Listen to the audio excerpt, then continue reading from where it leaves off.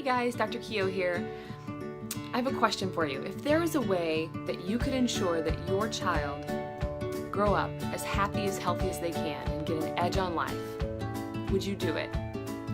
I talk to parents every day and they're interested in making sure their kids start out healthy and grow up as healthy as they possibly can. And they ask me questions about breastfeeding and toys and accessories and pacifiers and first foods.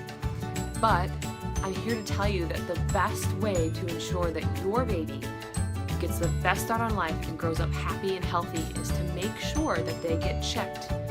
They get their spine and the nervous system checked after birth. Not necessarily adjusted, but at least checked, right? Because not only did your baby just go through all the effects of the birth, right? Because birth is, if you've ever been through a birth or seen a birth, you know birth is not easy, right? And it's clear that we start our lives out with some untreated problems. But not only did the babies go through the birth process, but they also had all the external forces upon them during when they were in the womb, right?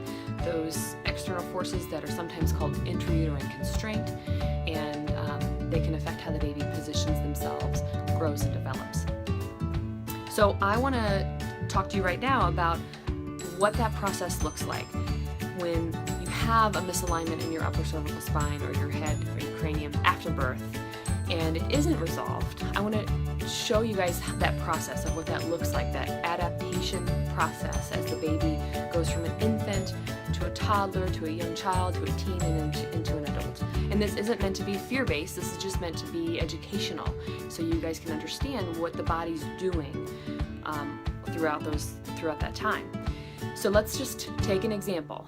Let's say a baby the mother's coming in pregnant and the mother has intrauterine constraint, right? Which is basically abnormal external forces on the baby that's affecting how they position themselves, grow, and develop. Or maybe the baby's just playing in a really awkward position and that's going to be also playing into this external forces. Maybe the mom feels the rib or the foot up in the rib cage, and you know when your baby's not in the best position. You can feel that a lot of times. So then the baby's born, and now a few weeks later the baby develops torticollis, right? If you don't know what that is, that's a shortening of this muscle here, which causes this type of presentation. And then a few months after that, the young baby starts to develop chronic ear infections, right? And they're put on antibiotics, and the antibiotic may clear it up for a week, and then it reoccurs, and you get this process of reoccurring ear infections and then multiple antibiotic use, and maybe that baby eventually gets referred out to an ENT and they get tubes, right? Or maybe the baby doesn't get tubes and the baby continues to be on antibiotics. So now that baby is let's just say they're a teenager, right? And now the teenager is starting to have issues with sinusitis or mastoiditis, sinus headaches, or just muscle tension up in the upper cervical spine and in the back of the head. So your doctors will usually say, okay, well, let's just wait and they'll probably grow out of it, right? Which babies do. Babies do grow out of, the head tilt sometimes, and sometimes the ear infections they'll grow out of usually. But that doesn't change the fact that subluxation or that misalignment was never corrected. The body has to adapt to that misalignment as it grows from an infant to a toddler to a teenager and a young adult, and so on and so forth, right?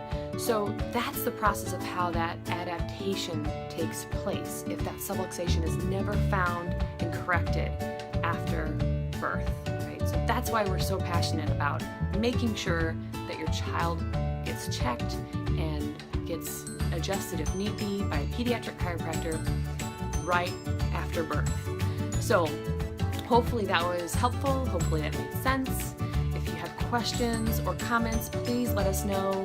You can reach out to us on the Facebook page.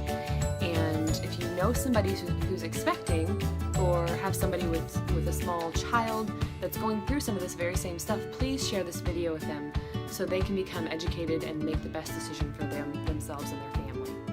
Thank you so much. Have a great day.